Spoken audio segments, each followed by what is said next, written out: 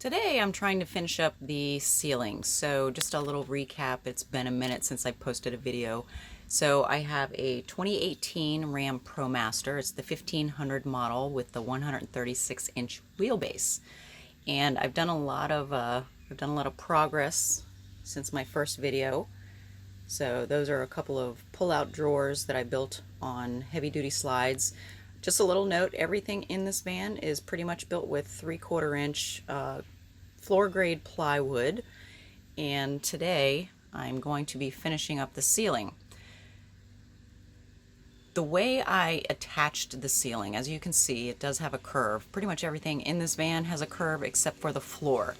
So what I did was I ran 4 8-foot long furring strips along the length of this ceiling here and attach them to the internal ribs with metal metal screws, so that I would have something to attach the ceiling to. Now my ceiling is only 3/4 inch plywood.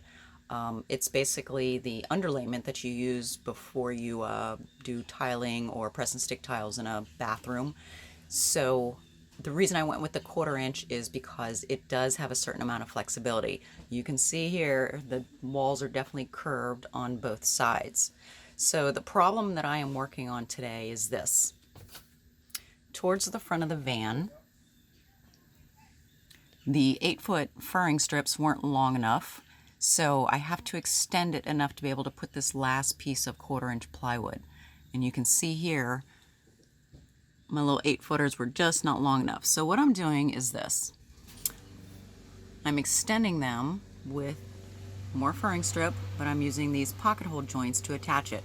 I basically just need something to screw the rest of the 1/4 inch plywood into to finish up my ceiling. So if you've never seen this before, these are the pocket holes. These are the screws that will attach it to the existing piece of wood. This right here is just magic. It's a Craig jig tool, or I'm gonna call it a jig tool. But this blue piece right here is what you make these pocket holes with. It's very precise, and there's a guide as to where you position it on your piece of wood, depending on the thick of the wood that you're using and the thickness of the wood that you're putting it into.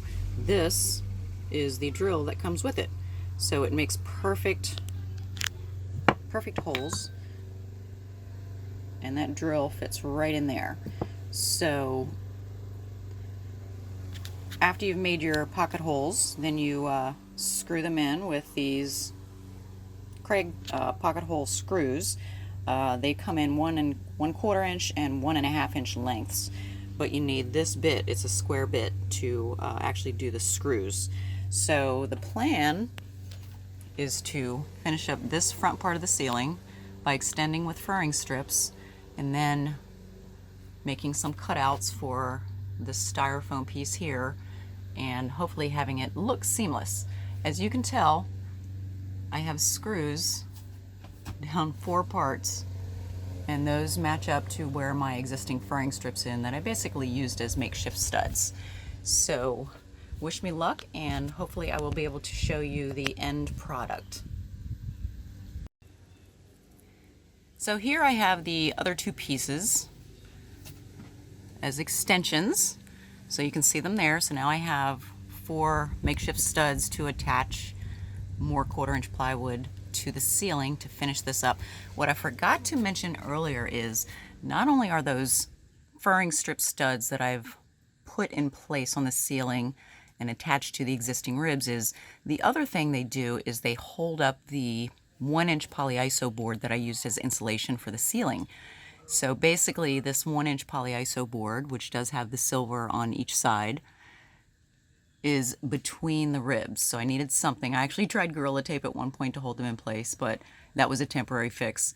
So the furring strip studs not only hold the polyiso board in place, but they are my anchor points for this 1/4 inch plywood ceiling. So now it's time for me to start making cutouts for this last piece, which is going to be the tricky part, and get it installed and show it to you. So this is the passenger side cutout, and I'm really hoping I got those measurements right. I did measure twice, yes, and cut once. So I'm gonna kind of put it in place and see if I did get it right, and then I'll work on the other end and those cutouts. This is attempt number 2 at tweaking the measurements because it didn't quite fit right. So there's that side and there's the cutouts for this side. Both of them have had to have been tweaked, and I'm gonna see if it fits now. Okay, so it probably took me 6 tries at jigsawing out piece by piece to get these cutouts to match. But it was worth it because I didn't end up taking off too much and the cutouts fit perfectly in place. So as you can see, I screwed them into the stud extensions, also known as my furring strips. And it's holding in place very nicely, and it goes all the way up to that whatever it is, that fake carpet stuff in the granny attic. So now I finally have a finished ceiling. So now I just have to paint it all, and hope you got some useful tips, even if you're not working on your ceiling, but the usefulness of those pocket hole joints in, you know, adding extra wood or supports or anything like that. So until next time, thanks for watching.